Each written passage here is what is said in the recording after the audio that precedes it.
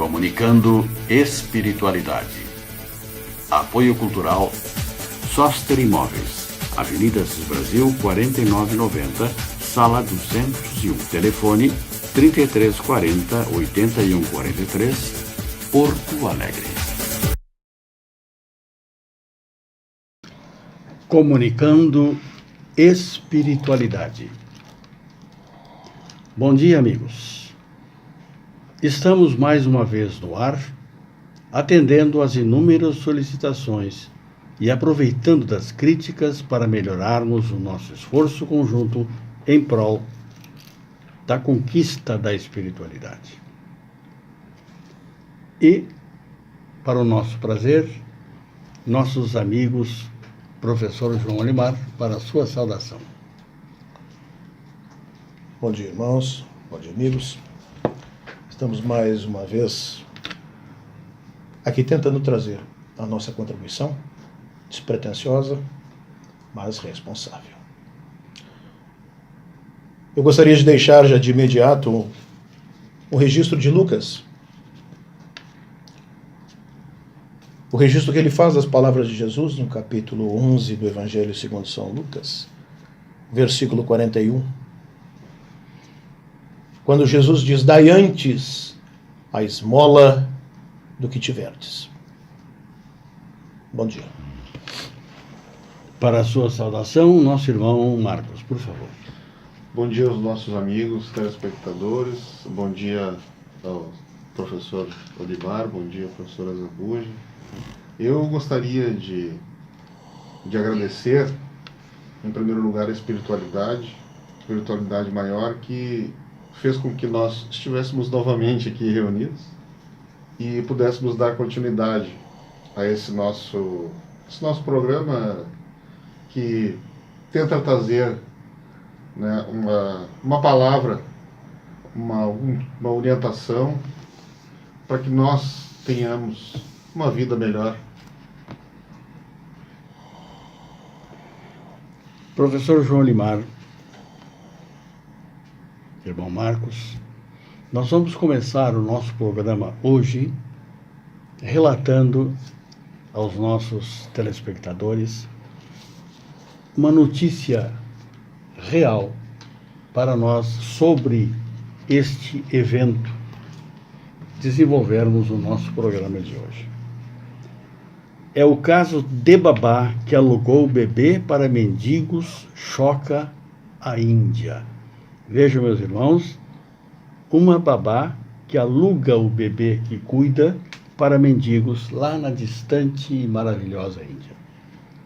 Autoridades ligadas ao bem-estar dos menores na Índia estão investigando o caso de um bebê que teria sido alugado a mendigos por uma babá na cidade de Bangalore, ao sul do país. A lógica por trás da transação é que os pedintes atraem mais simpatia do público quando estão acompanhados de um bebê e, assim, faturam mais com as esmolas. A babá foi flagrada quando a mãe do bebê voltou cedo do trabalho e não encontrou o filho de 7 meses de idade. Ela teria confessado aos patrões que vinha alugando o bebê a pedintes por 100 rúpias, isto aí, cerca de $2 por dia. Então vejam, meus irmãos, minhas irmãs, uma pessoa que ficou encarregada da segurança de um inocente aproveitava desta condição para ganhar dinheiro. Professor, esmola, o que é isto? Uma questão bem complexa. Começamos bem por cima. Bem, no conceito, no sentido mais estrito do termo, a esmola é um bem material doado a um necessitado, que por hipótese a esse bem ele não tem direito. Por isso é que nós estamos colocando no sentido estrito do conceito, né? Seria, digamos assim, a compassividade através do auxílio material. A compassividade, a compaixão. Compaixão. sofrer com. Tá? Então, pesar pelo sofrimento do outro, que vai nos levar fatalmente ao esforço de tentarmos aliviar esse sofrimento. Daí, então, o papel da esmola, a tentativa de alívio. Não é? É interessante que esse conceito hoje, ele já não mais obedece àquela etimologia primitiva, porque esse conceito que vai sendo, digamos assim, adaptado, não é? Ele vai se focando, ele vai ficando exclusivamente centrado em torno dessa questão por inteiro, que é o sentido mais material. Então, quando a gente vai fazer a investigação, o estudo etimológico do termo, vai verificar que quase todos os dicionários e a própria internet mesmo, ela coloca sobre a doação de dinheiro. A doação de dinheiro. E no sentido mais estrito do texto, está a doação de um bem a que o indivíduo não tem acesso. Em tese, não tem acesso. Bom, dito isso, como é que a doutrina espírita vê essa questão? É esta a pergunta que está sendo feita. Bom, nós temos duas questões dentro do Livro dos Espíritos, e isso para nós é fundamental, é importante que a gente aborde o Livro dos Espíritos. Por quê? Porque é a nossa referência, a nossa fundamentação, e todos os senhores e senhoras podem acessar, poderão verificar e dizer, olha, não, professor, o que ele está falando está centrado na obra básica da doutrina dos Espíritos ou em outras obras básicas da doutrina. Tá? Nós estamos mostrando de onde estamos retirando. Questão 888. São Vicente de Paulo. O Espírito de São Vicente de Paulo responde a essa questão. Que se deve pensar da esmola? Porque é isso que está sendo levantado aqui. Caso dessa babá que estava alugando o bebê, né, para ser usado, então, por pedintes. E pagavam $2, digamos assim, por dia de uso do bebê. Né? Que se deve pensar da esmola? Condenando-se a pedir esmola, o homem se degrada física e moralmente. Embrutece. Uma sociedade que se baseie na lei de Deus e na justiça deve prover a vida do fraco, sem que haja para ele humilhação. Porque realmente você chega numa sinaleira, semáforo, né?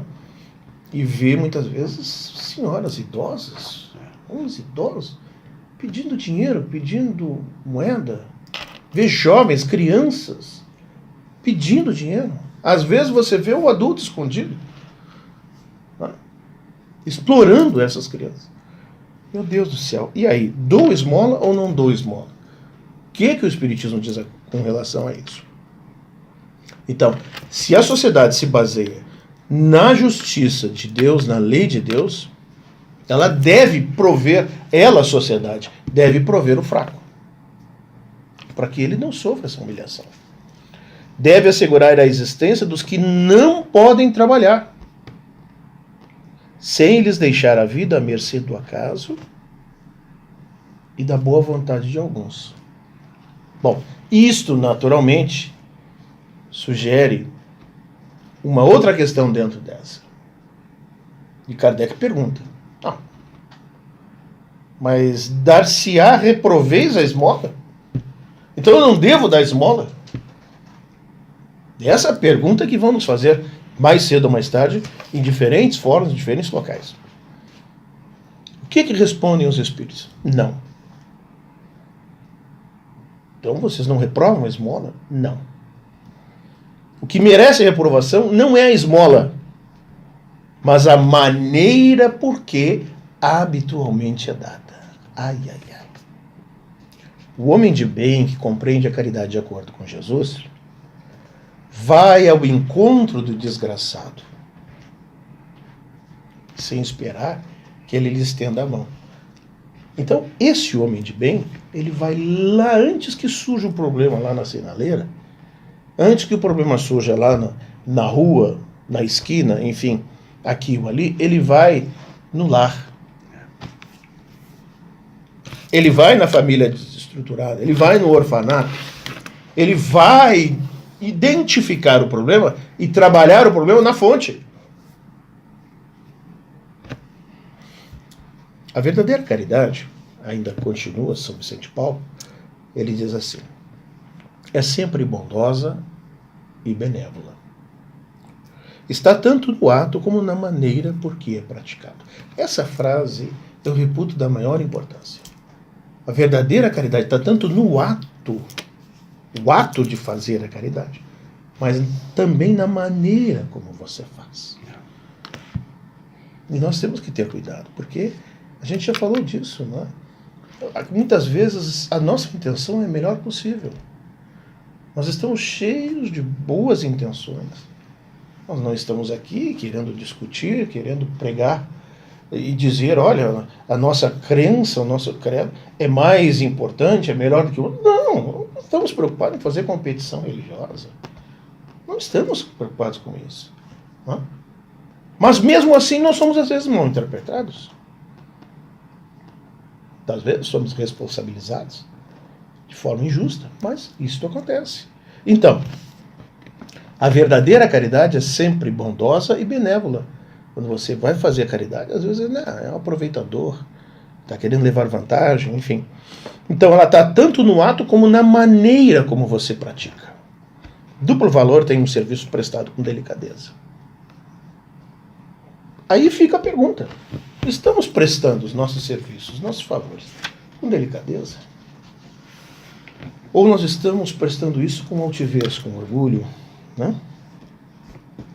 E aquele lá que, por necessidade, é obrigado a receber, né? Mas o seu coração vai se comover com esse ato? Porque pela maneira como nós estamos prestando, nós estamos agredindo muitas vezes a pessoa. A ostentação, muitas vezes, aos olhos de Deus, tira o benefício. Vou fazer a caridade como os arautos antes iam na frente, tocando trombetas, anunciando que os homens vinham atrás, fazendo as suas doações, para fazer as suas doações. E Jesus criticava muito essa prática dos fariseus, né? Por quê? Porque o orgulho tisna, mancha a caridade. É uma maneira de fazer. Maneira orgulhosa. Né? Fica para nossa reflexão, que naturalmente nós temos ainda muito mais coisas a dizer, mas o tempo urge. Nós estamos encerrando o nosso primeiro espaço dentro desse programa de hoje. E no segundo espaço nós estaremos ouvindo a opinião do irmão Marcos sobre esse mesmo tema. Até daqui a pouco. Comunicando espiritualidade. Apoio cultural Soster Imóveis. Estamos retornando hoje com o nosso programa Comunicando Espiritualidade. Estamos tratando de um assunto muito importante, que é a esmola. Já ouvimos o professor João Limar e agora vamos ouvir o irmão Marcos sobre o mesmo tema. Por favor. O professor Limar tinha falado a respeito da questão do orgulho, né? E isso é visto atualmente muito, geralmente na internet. As pessoas fazem sanduíches para distribuir à noite para os mendigos e batem a foto, né, e mostram. Eu me lembrei, vendo o professor falar, eu me lembrei de uma história do mestre que vinha com o seu discípulo caminhando à beira de um rio e ele viu um escorpião se afogando na água na beira do rio. E ele foi lá e retirou o escorpião da água, colocou à margem. E quando ele largou o escorpião picou ele. E o discípulo perguntou: mestre, por que retirastes o escorpião da água sabendo que ele poderia lhe picar? E o mestre respondeu, porque é da natureza do escorpião picar, mas é da minha natureza ajudar. E é isso que São Vicente de Paulo vinha dizendo ali, que nós temos que ter esse sentimento dentro de nós mesmos, essa vontade de querer ajudar. E eu chamo a atenção de que nós estamos vivendo numa época de um individualismo ferrenho, onde o nosso interesse é o que prevalece. Ao passo de que nós temos o exemplo deixado pelo nosso Mestre Jesus, o exemplo deixado por Chico Xavier. Chico dizia, eu sou o último. Emmanuel, companheiro espiritual de Chico, dizia, esqueçamo-nos para servir. E hoje, o que nós vemos é um festival de eu em primeiro lugar. Os nossos interesses são sempre a prioridade. De que adianta nós vivermos em um castelo, sermos servidos de uma refeição abundante e sozinhos? Sozinhos, sentados numa mesa sozinhos.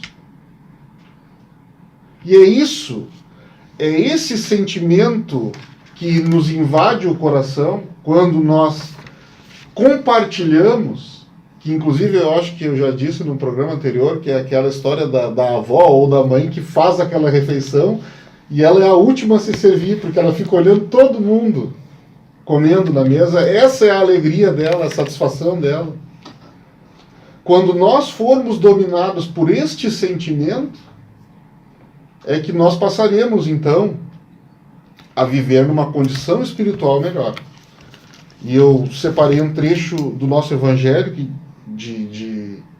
pelo Espírito Adolfo, né? Bispo de Argel. Ele diz, a beneficência, meus amigos, vos dará nesse mundo as mais puras e mais doces alegrias. As alegrias do coração que não são perturbadas nem pelo remorso, nem pela indiferença. Vejam, nem pela indiferença. A gente vê muito também na internet, ou as pessoas dizendo, eu ajudei o fulano quando ele precisou, e agora que eu preciso... Sim, mas... então você ajudou com interesses para você mesmo. Meus irmãos, quando nós fazemos algo para alguém, uma atitude de caridade, de benemerência, nós fazemos para Deus. É entre nós e Deus as nossas ações. E não você vai querer cobrar de um outro uma atitude que foi espontânea sua. Então, eu me lembrei também daquela historinha da Madre Teresa de Calcutá. Eu gosto muito das historinhas, né? Que é, um homem disse para ela, nem por $1 milhão eu daria um banho em um leproso. E ela disse, meu filho, realmente $1 milhão não dá, porque é preciso só amor para dar banho em um leproso. Então, é isso que nós precisamos buscar dentro de nós. A partir do momento que você se sentir satisfeito com a atitude de doar, de compartilhar, o mundo vai começar a se tornar um lugar melhor. E Chico dizia assim, já no final da sua existência, eu estou muito velho, eu já poderia até ter me despedido do planeta Terra. E Emmanuel disse, nunca diga isso. Porque enquanto você puder fazer uma prece por alguém, você será útil. Então, mesmo que você não tenha dinheiro, mesmo que você não tenha um alimento, doe sangue. Se você não pode doar sangue, uma prece. Porque a esmola condenável, como o professor falou, é aquela que é dada com orgulho.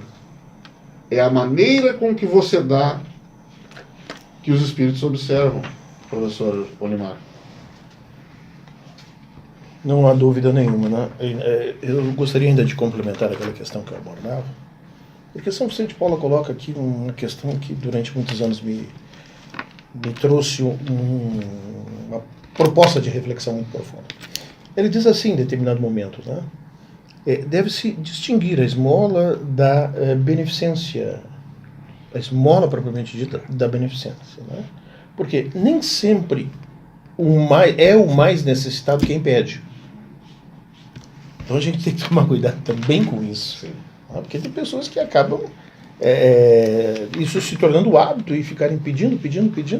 E elas não são necessitadas verdadeiramente. E até aí a gente tem que tomar cuidado para não ser enganado, para não ser ludibriado. Mas, primeiro, mata a fome. Tá? Primeiro, mata a fome. Bom, há um outro aspecto de São Vicente de Paulo. Ele diz assim: amai-vos uns aos outros, eis toda a lei divina, mediante a qual governa Deus os mundos. E aí ele coloca essa frase que eu acho fantástica. O amor é a lei de atração para os seres vivos e organizados.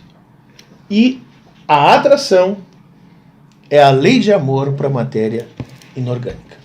Então, meus irmãos, ficam na realidade dois aspectos que são fundamentais quando a gente discute esse tema da esmola. Tá? Dois aspectos. Primeiro, há maneiras e motivos falsos e autênticos de dar esmola. Parece que foi isso que ficou aparecendo nessa questão. Dentre os falsos, motivos e maneiras falsas: dar com exibição de generosidade. Dar para obter popularidade. Usar a esmola como uma forma, uma agência de publicidade, serviço do personalismo, do interesse pessoal. Usar muitas vezes estas possibilidades que a vida nos oferece. E outra maneira falsa: dar como anestésico da consciência, a fim de atenuar a dor do necessitado, mas sem atingir as causas verdadeiras. Quer dizer, o problema é que você vai lá dar o peixe, você matou a fome, mas para um pouquinho. A causa verdadeira é muito mais profunda.